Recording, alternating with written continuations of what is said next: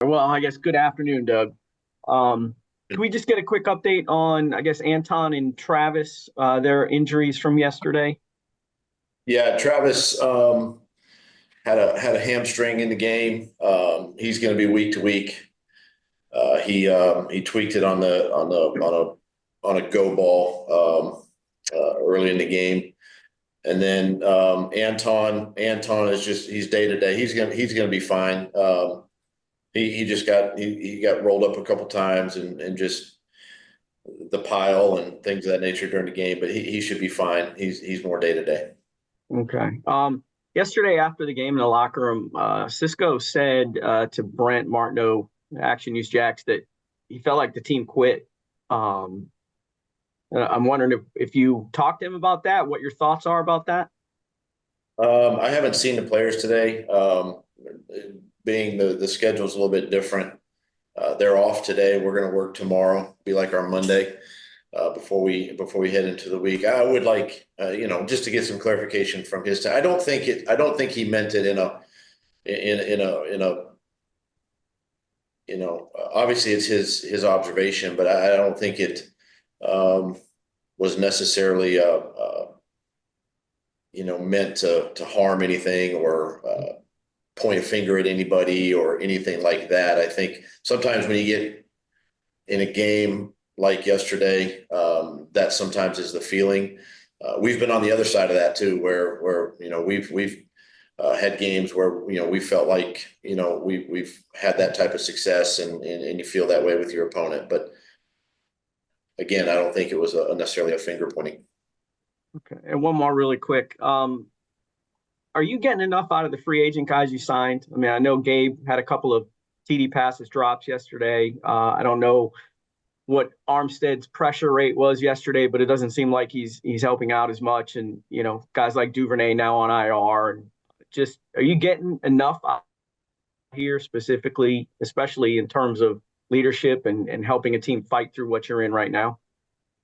Yeah, obviously those are things that we have to take a look. I have to take a look at. We have to look at those, internally. I do believe that these guys are they're helping us. So listen, we all need to do better. It's not, again, I'm not here to point the finger at anybody, but myself really, and just make sure that we're getting the most out of everyone. We're putting the best 11 on the field, and we've got to look at that as a staff, I know Gabe's banged up a little bit right now, and Eric's been working through his the offseason injury and working himself back in. And obviously it's unfortunate with Devin right now, but it's something that we've got to just continue to work, continue to just keep showing everybody the good and the bad, and make the necessary corrections. Thank you. Gary, followed by Gene. Yeah, Doug, in reference to the number of hamstring injuries you've had, and let me preface it by saying it's a league-wide problem. I just went over the injury reports, and in terms of guys listed as out on Friday, hamstring is kind of leading the league. Is there any easy explanation for this? And I've already seen people speculate that maybe guys aren't hitting enough in the preseason, which goes back to a CBA issue. But do you have any explanation why there's so many hamstring injuries, both on this team and league wide? I don't. Gosh, the off-season program. If you go back to the off-season program, it's obviously it's different. It's unique. It's something that we have focused on here. But I don't know. It is a phenomenon that we need to look at medically, and do everything we can from a strength conditioning standpoint to treatment and rehab, to the way we even the way we practice, to the way the way the offseason program is set up. But it's definitely something that I know the league is looking at it. They look at it every year, as do the clubs. So we just gotta keep, I think, just keep working with our guys, and making sure that, they're getting everything they need, physically, to stay healthy. All right, thank you. Yep. Jean followed by Mia. Hey, Doug. First couple games, the defense seemed to, hold up its end and do a pretty good job of putting you guys in position to win games. But in the 4 games since then, it seems like it's gone to a level that is in many ways unacceptable for a coaching staff. Can you, uh, you know, pinpoint anything that's changed so much? And is it just a matter of getting a Foye and a Tyson Campbell back on the field to try to remedy the points and yards that you guys have given up the last 4 games? Yeah, Gene, that's, obviously that's a great question. Look, we've got to make sure that, number one, as coaches, we prepare our players during the week. We show them everything we can, what to anticipate, on game day, and making sure that they're prepared mentally, more so than physically. To the second part of your question, I do believe that, hopefully we get, Tyson Campbell back. That would be a big boost, defensively, there. I think it would help the whole defense. He's one of the leaders, on the team, and getting him back in there. It was good to get him back in practice last week and get him going. And then Foye is another one. Foye is an emotional leader as well as a sort of that inspirational guy and a good football player. And when you're missing those two, starters like that, it does impact your defense. So we got to make sure, one, it starts with the coaches, and then two, the players just take the lead from there. Thanks. We'll go to Mia, then to Mark. Kind of building off that a little bit, Doug. I know you said last week the hope is to have Tyson back this week. When it comes to the secondary, do you anticipate any other changes, knowing Tashawn Gibson also would be available this week? Yeah, when in regards to Deshaun, we still haven't heard necessarily really from the league yet. We have to wait for the league to clear him off of the suspension, right? So that's Tashawn's case right now. So maybe that'll happen this week or in the near future. Obviously, Savage missed and a couple games in there, and I think too, there are some young guys. There's some young guys back there, but they're playing extremely hard, and again, we just got to make sure that with the guys that we do have coming back, right? Tyson's coming back, and we're hopeful to get Dewey back maybe in a week or two. We'll see where that is, and these are leaders of your secondary. These are veteran players who can bring that leadership back there, in the secondary, but it's taking nothing away from, I do think Antonio and Cisco, played better yesterday. Did some good things. Cisco had a nice interception yesterday, and we're still learning. And again, it goes back to just making sure as coaches we prepare these guys, put them in the right situations, and then ultimately the communication on the field. I'll quick run through. Just to confirm, both Savage and Jarian passed through concussion protocol. They're good to go. Yeah, they were checked during the game and they both returned. So yes. Okay, cool. And then if you could evaluate Ronald Darby, the first 2 weeks of the season versus these last 2-3.